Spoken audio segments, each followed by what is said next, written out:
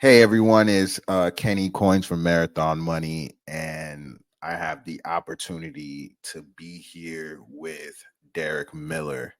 Derek is been on the podcast before. I think we have great energy when he's come on here. So I'll let Derek introduce himself some more for the people that don't know him yet. All right. Hey, everybody. Derek Miller. I run a company called Promethean Investing. I've been doing this for 25 years in several different capacities as a financial advisor, as an investment advisor. And there is a difference there. I worked for some of the biggest firms on Wall Street, dealt with thousands of clients' accounts, looked over 1,000 different lives and 1,000 different scenarios. So I know how things can go wrong and how things can go right. And I am always trying to help people have mental, physical wellness and health. And some of that starts with your financial health. And so that's like my goal. I'm big into fitness. I grew up a wrestler and I CrossFit and exercise. And one of the things that affects most people nowadays that they probably don't even realize is their finances and the stress that causes. And then the physical effect of that stress from your finances. So I'm trying to help people get a good handle on finances and investments. And so that's my mission at the moment. Yeah, and I just want to quickly, before we get into it, on Marathon Money Plus, please go on the website, check it out. I'm also going to have a discount code that Derek's going to give me that he does for beginning investors or wherever you at. But check him out, check his platform. I think what he's doing and his knowledge and experience can definitely help a tremendous amount of people. But Derek, first thing I want to bring up, Trump won the election. The market, it's up. Tesla is going crazy. Meta's going crazy. Coinbase is going crazy. Bitcoin's almost to 100,000. Right. Ta. A lot. Bang. So listen, the market's excited after the election. Let me bring. So I don't know if you guys have talked about this or not on the podcast, but the one thing you have to realize when you talk about elections is what typically happens before an election and what typically happens after an election, and then what also follows like the direct occurrence after an election. So typically before an election, because it is an event, right? It's a risk event. It's labeled as a risk event. That is typically when you you'll have choppiness, you'll have markets going down, markets going up. Truth be told, we didn't have a lot of that before the election, which was amazing. I mean, the most you got out of the market before the election was a 4% down move on the Dow. The NASDAQ didn't really do anything, but it barely broke into new highs since 2021. The S&P, you got nothing, and it was already at new highs since 2021. But that is supposed to be your rocky time. We didn't get it. Trump wins. We all wake up in the morning. The Dow's gapped up 3.5%. The NASDAQ's gapped up. The S&P is gapped up, and it's just going gangbusters pretty much ever since. So is this new? Is this a Trump thing? I mean, that's what people keep talking about. This is a Trump thing. And what I want to point out is the last election, and then the election before that, and then the election before that. This isn't a Trump thing. Following an election, you typically have a 10% run. So this isn't new. None of this is new. Now, you couple that with the fact that the Fed cut rates, right? So they cut rates by 50 bips, and I know they cut them again last week by another 25 bips. But after a rate cut, you also have markets that run. There was a lot behind this market for this run to happen. Do I think that it's because of Trump? Not necessarily. Do I even know that it's a good thing? Not necessarily, because when assets like stocks, gold, Bitcoin are running like the way they're running now, which is just gangbusters, and the second it pulls back, everybody grabs more. When things run like that, that almost points to hyperinflation. So if you're a big asset holder, if you have a lot of stocks, if you have a lot of real estate, if you have a lot of Bitcoin, and when I say a lot, I mean meaningful amounts. Great. You love hyperinflation. You're stoked. You're on fire. Anybody else? This isn't really a good thing. I mean, not if in fact that's where it's pointing, right? That's not really a good thing. We don't really want that. If you're not in the game and you're outside the game, you're 100% right. It's not a good thing. I mean, I would even say be playing. Yeah, I would even say that you have to be playing in a big way. If you're beginning, so if you're someone who's still strategically saving and investing and those things, if you're still doing that, that still, even you're playing the game technically, but this isn't great for you because you're still looking to save money, to invest money.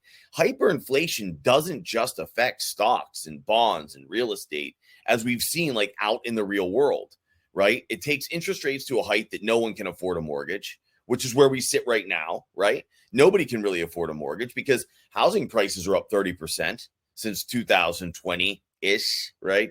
The interest rates have doubled on a 30-year mortgage. I mean, really, just to get back to an affordability standpoint, you almost have to go back to 2020, which is what, 40% probably? You probably have to drop 40%. You'll need to lose 10% in home prices, or 30% in home prices, and then that remaining 10% would probably come off of interest rates coming down. So there is an issue with hyperinflation. Now, as I've been going through this and talking about this a lot, what I've wondered myself is this pointing to hyperinflation? Because has Trump talked about anything that would lead to hyperinflation? The biggest thing anyone can point to is that he's talking about tariffs on foreign goods coming into the country. That doesn't lead to hyperinflation. So I made me look back further. And what you'll find is after elections, this is really traditional. Having a run like this at 10% is normal. It's probably not pointing to any of those things. It's probably not. And so we'll head into December, and what should happen and what I would see happening heading into December is that we will start to get some tax selling, rebalancing within those portfolios, which is going to probably primarily pull from tech, AI, energy. Those are like your big performers. You're probably going to pull from that. So that's kind of the way I see this playing out. So I guess to answer your question, Kenny, it's exciting and I love it, and it definitely bolsters assets.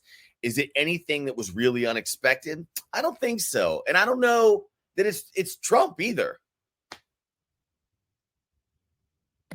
Man, that's like a whole different point of view.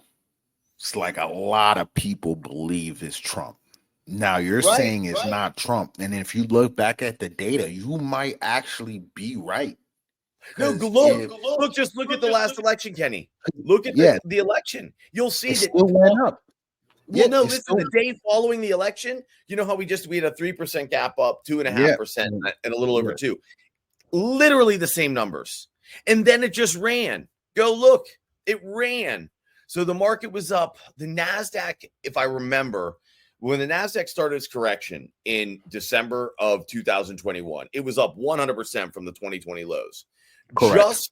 Just following the election, I think that the NASDAQ was only up about 50% from the lows. So it ran another 50 directly following the election into December 2021, where you had a correction of 35%. And it brought it way back down.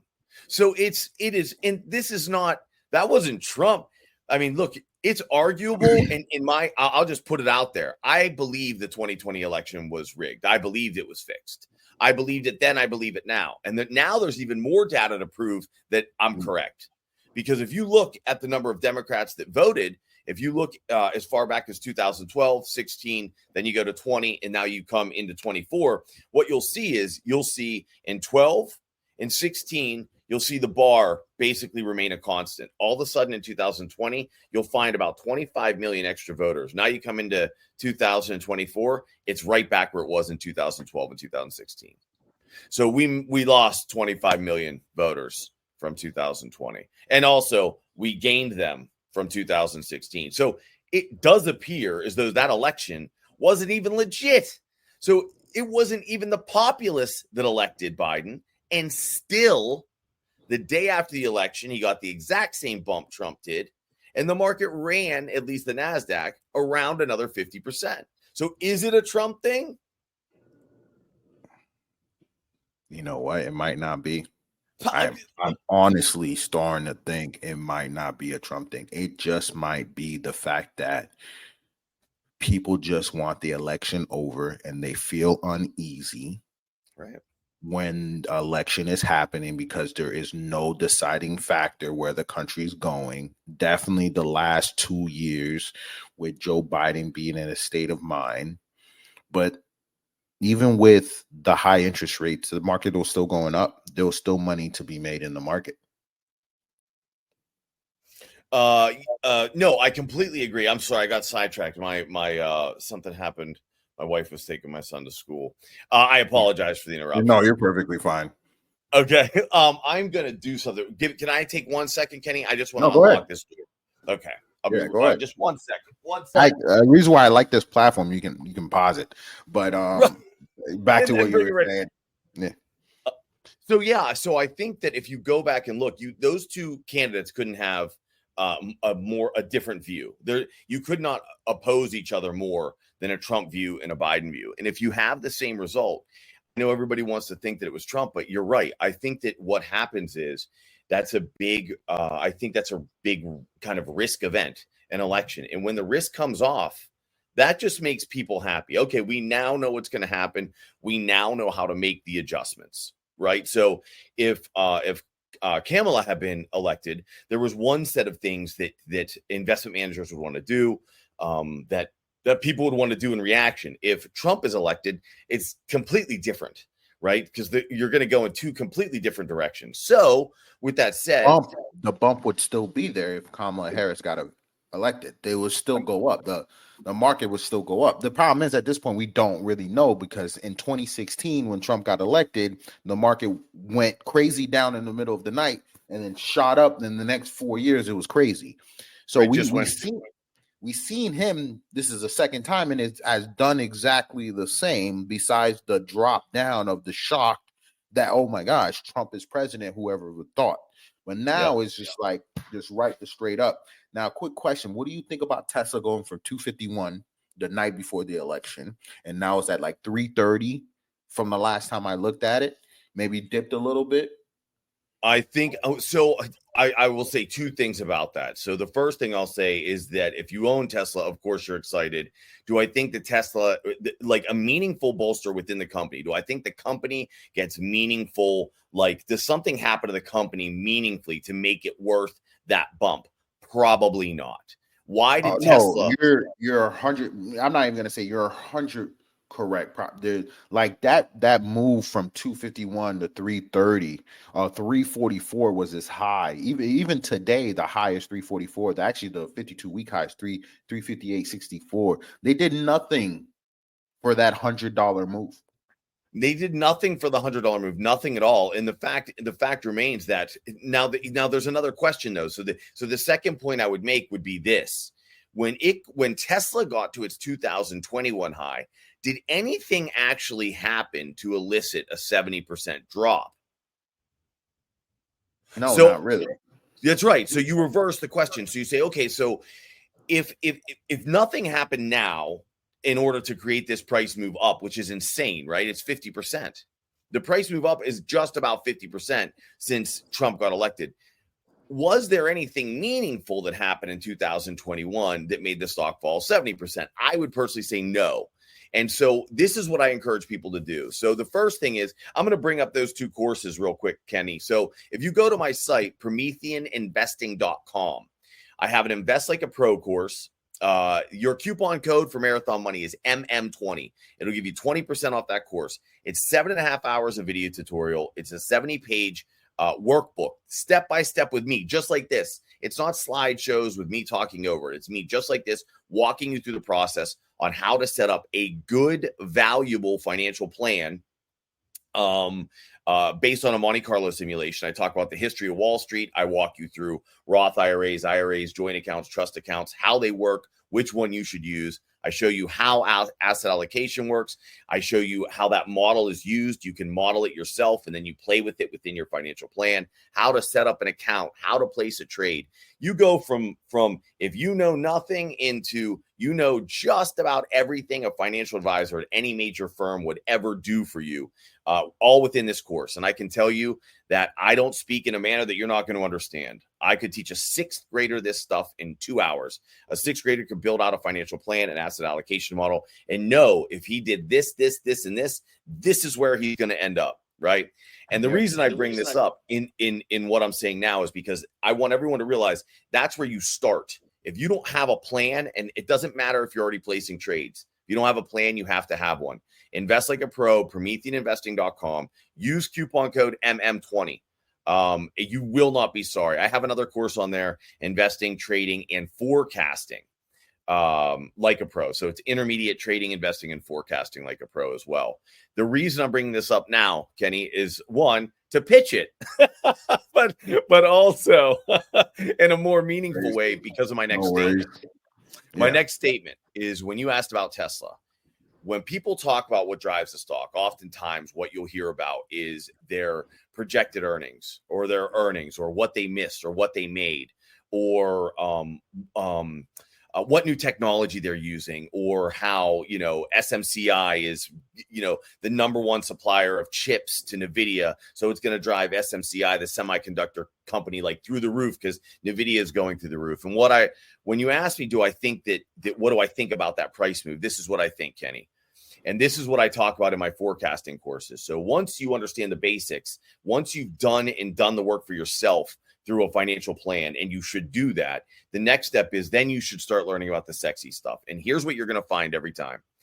Very rarely does a stock move based on its actual earnings, the result of its earnings, or before its call. I prove that all the time on Twitter. If you don't follow me, it's Derek Invests on Twitter or x.com or whatever you call it. And what I'll show you is how to identify where a price is going to move before earnings are even announced, before something is even announced. And you can do this time and time again. Why? Because the real driver of anything is cash flow. It's simple cash, right? It doesn't matter.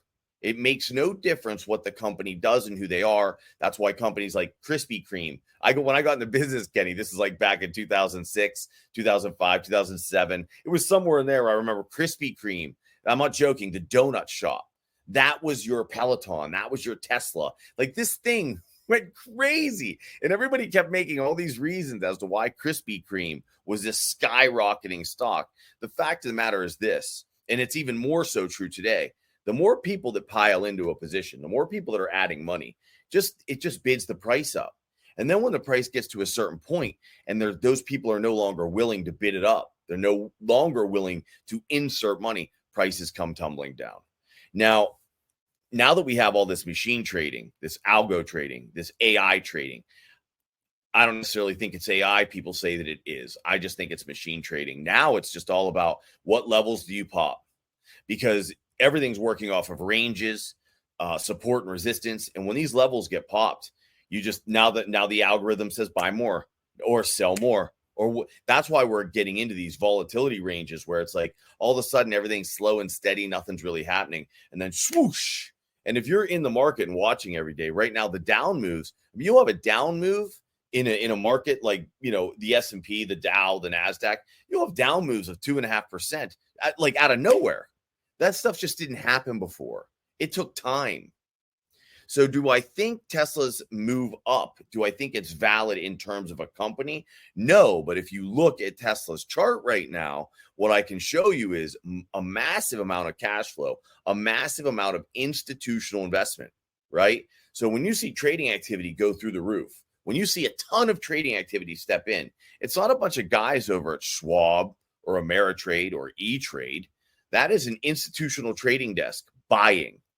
And for me, and once you get into the sexier like investment aspect of life, when I see institutional desks buying, I buy too. When I see institutional desks selling, I sell too. And that's what that forecasting course is all about. What institutional are you looking at right now that is buying and selling that you think people need to be aware of? Cool. That's a great question, by the way. That's a great question because so for me, Kenny, I'm never concerned about which desk it is. Like, I don't care. There's like the JP Morgan caller event that takes place. Like Goldman has a desk, Merrill Lynch has a desk, Bank of America. I never care what desk is doing what. A lot of people want those details. And if you do, there's like a million places you can find them. For me personally, I'm not that kind of detail-oriented guy where I go, who actually made the trade? Because all I want to know is that the trade took place.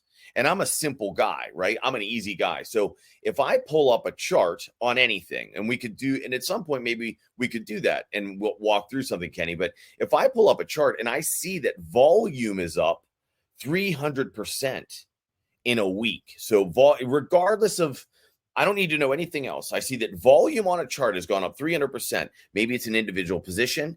Worst case, it's an index, because if it's an index, that means we're headed for a large correction. You know, right there, there's your signal. There's your shot across the bow.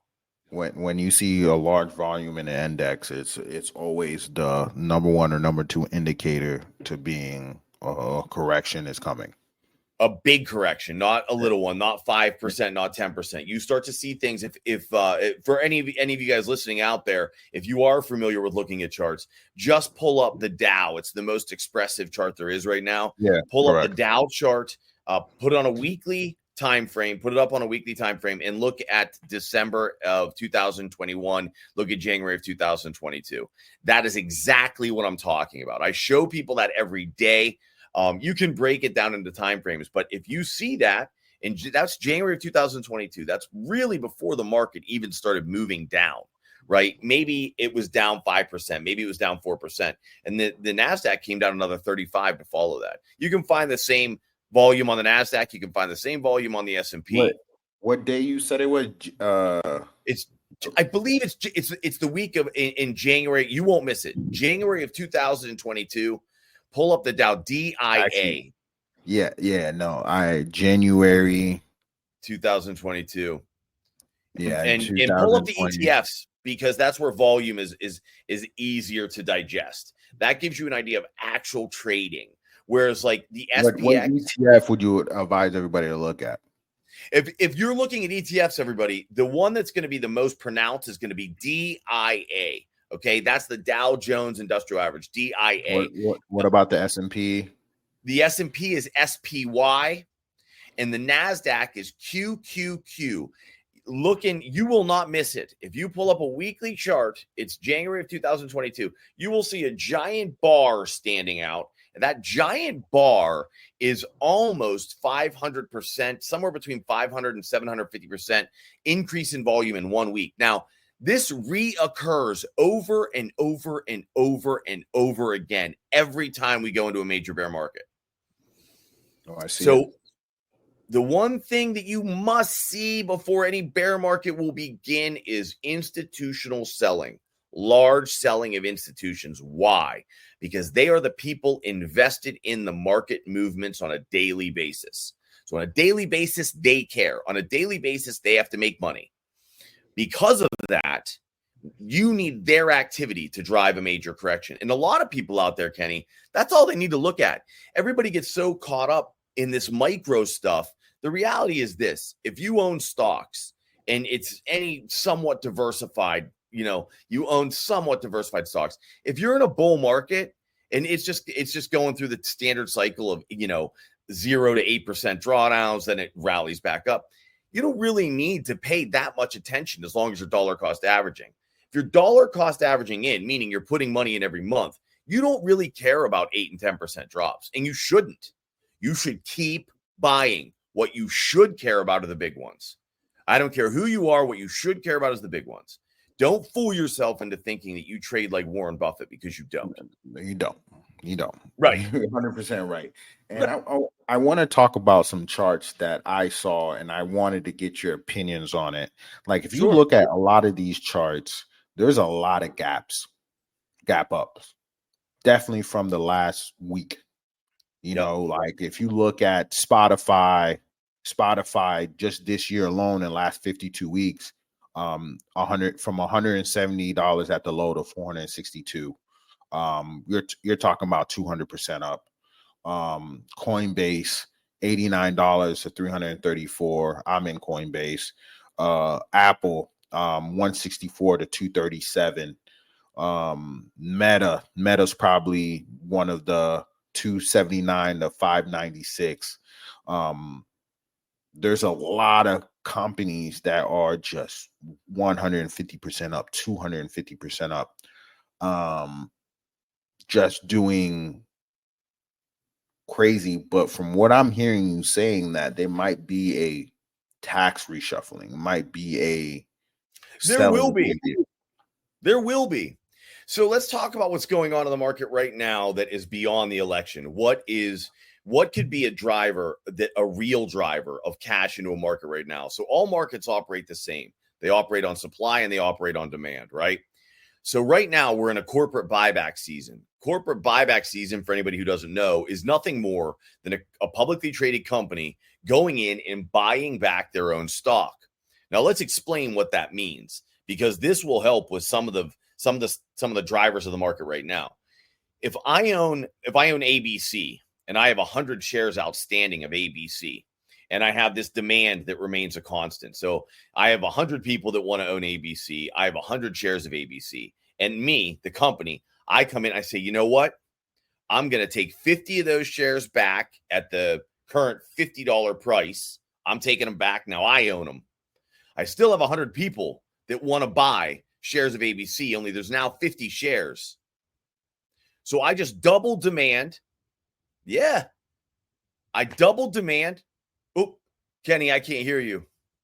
I said what you're talking about increases the value of the shares, because what you're getting at is they buy it back from the public market, then cancels those shares, reduces the total numbers of the shares outstanding, which rewards the shareholders, which is increase the value. So for example, if you had 100 shares, now it's 50. Now it's like 50. Now those 50s are worth maybe 0.1 times more than what you previously had.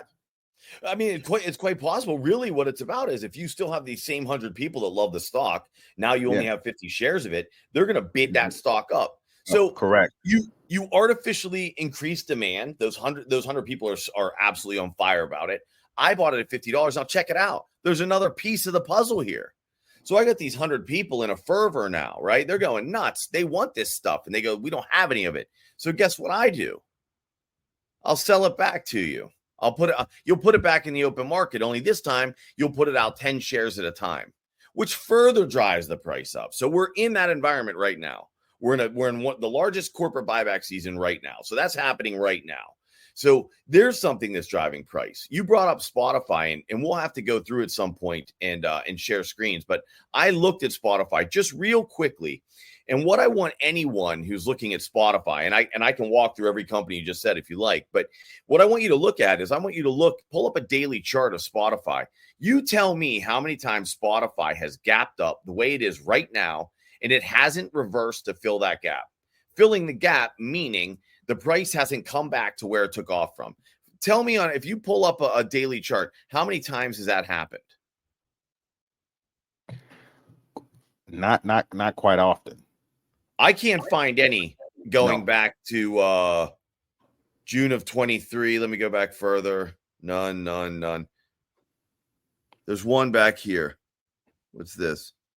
It doesn't look like price ever made it back. I can find one real quickly in January of 23. Outside of that, I don't find any. Okay. And that is down at $100. So you're now at $456. If you look back to the last time they gapped this stock up, what do you know? It was on earnings, just like this time. They gapped it up. It went up for what? 1, 2, 3, 4, 5, 6, 7, 8. And on the 9th day, it swung all the way down to where it took off from. And then it's rallied again. So with that looking at Spotify, I think anybody would assume that gap's going to fill. I always tell folks the gaps that you can 99.9% of the time that fill are indexes, because indexes represent everything that institutions are invested in. An institution's job is to buy as cheap as they can and sell it for as much as they can. So gaps take away profitability from the people that run the markets. So gaps and indexes don't happen. I mean, rarely are they not filled. Very, very rarely are gaps and indexes not filled. As far as companies, there are certain companies, they leave gaps wide open and they just continue to run. So when you're looking at individuals, it's a possibility. One question I know a lot of people's going to want to know, do you believe in gap retracement, a gap up or a gap down, and it retraces it? I think it happens between 60 to 80% of the time. The gap will get retraced. It depends on what we're talking about. So if we talk about an index, I would say it's 99.9% of the time. I would say it's almost always. If you're talking, if you break it down into a sector, I would say it's probably somewhere around 85-90% of the time. If you break it down to an industry, I would say it's probably 75 to 80% of the time. If you break it down to a company, I have to look at the company itself. Because if you break it down to company, I could almost say it's a coin flip. And it depends on what companies you're looking at. Like if you're looking at the Magnificent Seven, like right now, because there is so much investment in those 7 companies right now, and they have become such mega caps, they are not very different from an index in the sense that every large trading desk owns some. I would say those companies, you could almost lump that in with the 99.9%. I can't find a lot of like, if we were to look at, you mentioned what Meta, because I mean, you're mentioning everything is going nuts right now. So primarily tech. Meta doesn't really have. Tech alone is going crazy. It's going crazy. Let me pull up Tesla, because Tesla was synonymous with filling its gaps before. Now you have this, and also I'll add something to this Tesla conversation. And I think everyone should be aware of this fact. It's heading back to those highs in 2021 when, as a financial advisor, so I have this weird kind of dichotomy that goes on with me. I am a financial advisor. I was one for 20 years, like a direct financial advisor, but I'm also an investment advisor. And those are two very different things. So they 100%. Kind of blend sometimes. And with Tesla, you need to be a realist. You need to be a realist about what it's done and what has happened. If I were looking at Tesla right now, would I be focused on gaps or volume or cash flow or who won the election? I wouldn't be. I would say, look, the market has dropped since 2021, right? Like it had this market drop of 35%. Everything else is much, much, much higher than that point, right? Of 2021, whatever you want to call it, January of 2022. Tesla's a weak company. There's competition now. Everybody has an electric vehicle. Elon Musk, I mean, the greatest thing about the guy is that he's an influencer and everybody loves him. That'll carry a company so far. But at a certain point, does Tesla, the company, because that's where we are now. So stocks have these times of high excitement and fervor, and they're new and they're doing something new. NVIDIA is experiencing that right now. And when that dies, I remember when Peloton did it, we were in COVID, Peloton did it, and everybody goes crazy about it. Then it will retrace most of its parabolic move. Most of its straight up move will get retraced. And now you have to start evaluating the company itself. And that's the financial advisor me. If I were looking at Tesla right now, I wouldn't care about it. No, I hear you. You're completely right, man. I'm only in the Tesla because of price movement. Right. We got about like 5 more minutes, and I do want to ask you about these 2 things, and I think everybody's gonna want to know. Number one, I know the second one's gonna be a lot longer. Costco. What do you think about Costco? Costco. Let me take a look. This is the first one. Let's take a look. I want to hear your opinion about the company itself and about the stock, because I think their idea of a membership is phenomenal and their business model is phenomenal. The stock has been, I've been in the stock since like 700. Okay. Can I ask you one kind of kickback, one question to you? When you said you love their business model, aside from the subscription service end of it, what do you love about their business model? They make it seem like you have to be involved. Like you I dig that. To be there, and they have everything, and everything's in bulk. Right. Like there is this mentality us as humans have. We love everything big. We love everything in bulk. We have this mentality as humans. Majority as Americans, like, well, they said they'll give me 5 for $2. And you tell me when you go to the store and you see something 3 for $5, you're telling me like, I only need 1, but I'm gonna get all 5. 100%. 100%. You do it every 100%. 80 to 90% of the time you're doing that. Because you know what? It's more. And even if it's a lesser product, you're always gonna get the one that gives you more. Right. It might not be directly the product you want, but and Costco has mastered that to the highest level. I completely agree. I love what you're saying. I would add one more thing. So my opinion on Costco as a company is I love the company. I love the company not just for those benefits, which those benefits are immense in themselves because their entire strategy makes perfect sense. I love that. Their subscription service makes perfect sense because that allows them to play with the price of the things that they're selling, which brings me to my next point. Why I really love Costco, and I learned this not too long ago, is that depending on where they're located, their prices can drop. So what they sell things at. So if they go into a more depressed area, if they go into an economically struggling area, they bring their prices down. They're able to do that because they have that subscription service.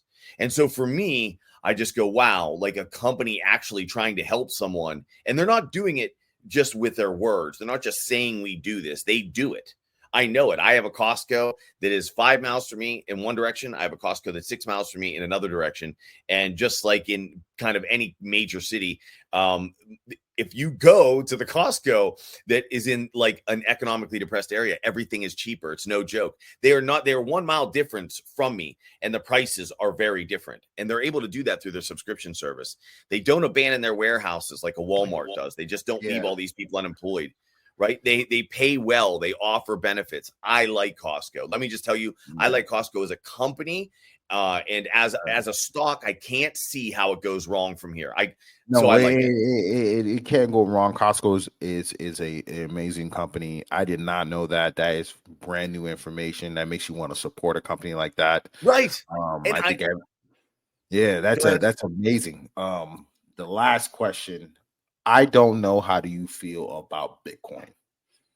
Oh, Bitcoin. Well, that is a long answer, but I'll shorten it so that it doesn't become this like extemporaneous, like just this long drawn out blah, blah, blah, blah, blah kind of thing. Okay, so first, let me just say that Bitcoin is the solution to our currency issue. So I like Bitcoin. Long term, Bitcoin, if you don't have it, you should. It should be a part of what you're doing. Now, there's some caveats to that, okay? So why is Bitcoin what it is? It's simple, and I'll just sum it up very quickly. The U.S. became the world reserve currency back in the 40s, all right? We went on to the gold standard. Gold is a mineral. There's only so much of it. At that time, we owned about 15% of the world's gold. We jump forward to 1974. When I say we own, I mean the U.S. owned about 15% of the world's gold. Fast forward to 74. The U.S. owns 75% of the world's gold. And here's the problem. Here's where we ran into a problem. Everyone wonders why we went fiat currency, meaning based on nothing. Why did we decide that our currency should be based on nothing? As the world grew, people needed to do business. So new countries come into play, new businesses come into play, new industries come into play. We didn't have any more money. We were tied to a mineral that we couldn't get any more of. We were tied to a metal that we couldn't get any more of. So we said, shoot, what do we do? Uncouple us from gold. That's what you do. Just uncouple us. Now there's nothing else that can hold us back. We can print as much money as we want. Unintended consequence. The government can spend whatever the heck they want. They can drive us straight into poverty. They can hire as many people as they want. There's no handcuffs. They just print. Brings us to today, or brings us to probably about a decade ago, where everybody kind of saw this already happening, because as the interest on our debt grows, we can't even, at this point, the U.S. can't even serve its debt interest. Now, is this some big deal? Is this something that we should be fearful of or terrified of? No. The rest of the world's in the same position. The same thing has happened with their debt. The same things happen with their currency. But we do have a problem, because we can't go on like this. Soon enough, a loaf of bread is going to cost $2,000, right? And if incomes don't increase with inflation, if your income doesn't increase with increased prices, which it hasn't, since 2021, the average median income in the U.S. has dropped and prices are through the roof. And that's a fact. So what do? Well, the powers that be saw this coming, as they should, and they invented Bitcoin. What is Bitcoin? Bitcoin is your gold. Bitcoin isn't the currency, right? Bitcoin is the gold standard. So the US dollar tied to gold. Now, Bitcoin is the gold in that scenario. Why is Bitcoin favorable to what we're doing right now? Well, because we can mine it, but it takes a lot of energy to mine it. So we can't mine it just through the roof. So it does a couple of things. It allows the world to keep growing. You can always create more currency. The currency will obviously come on top of Bitcoin. That's what all the coins are, right? So all the coins are your currencies. And so your coins are what you transact with, your Bitcoins, your gold. Well, you can mine for this gold of Bitcoin forever. And also, you can't just mine as much as you want because it takes a lot of energy. So we can always increase the amount of currency, which is essential in today's world. So if this is all the case, if everything I said were true, and historically I can tell you everything I told you about the dollar is true, Bitcoin, this is what I believe to be true.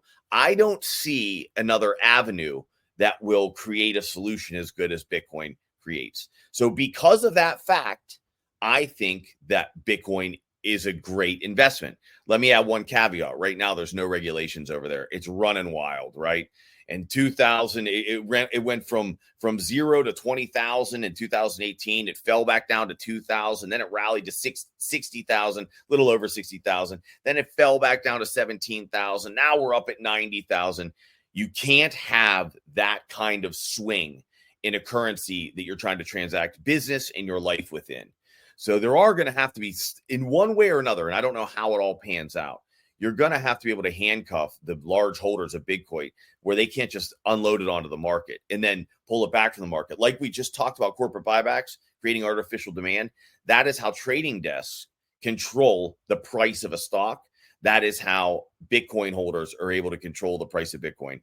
If people don't think that that price is being played with, they don't understand what they're talking about, because you can't take prices from 60 some thousand, I think it was 62,000, down to 17,000 without the guys that have most of it being more than involved. Like they're running the show. So they're running the show. And I always said that. This is somebody 100%. just on offloading and unloading whenever and when they want.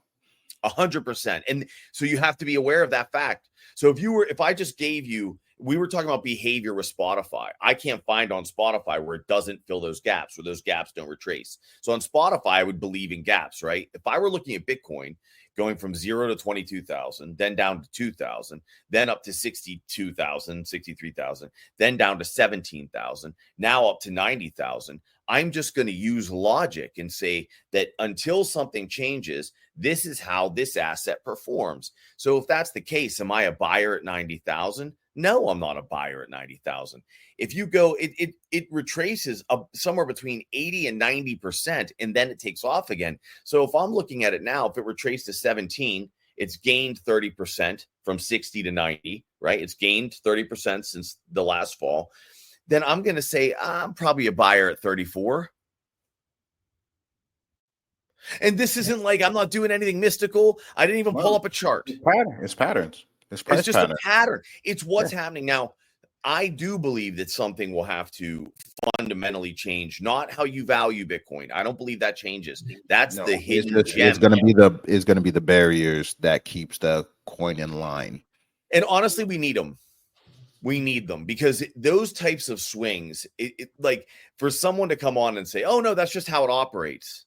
No, there's guys making trillions as that's going on. And then there's young people that are just bailing out because the 10,000 they have, they see fall to 2,000 and they just go, I can't lose the last 2,000. And they just yank. That's not right. Right. And the beautiful thing, not just in Bitcoin. So even in regular markets, everybody talks about dark pools that's all BS. You can find any transaction. Just like in Bitcoin, you can find any transaction. In Bitcoin, it's actually easier. So you can identify, you go, hey, look, that guy just sold 1 million. And it's like, but nobody can do anything about it. He's allowed. 100% allowed. Yeah. 100% allowed. So that's my opinion. Yeah. So, but man, I really thank you for your time, man. I really appreciate it. Absolutely. Guys, this is Marathon Money. Derek Miller. I'll have his stuff on the website. I have the discount code. Check them out. I know you got a YouTube, right? I do. I have a YouTube. I have social media everywhere, right? Yeah.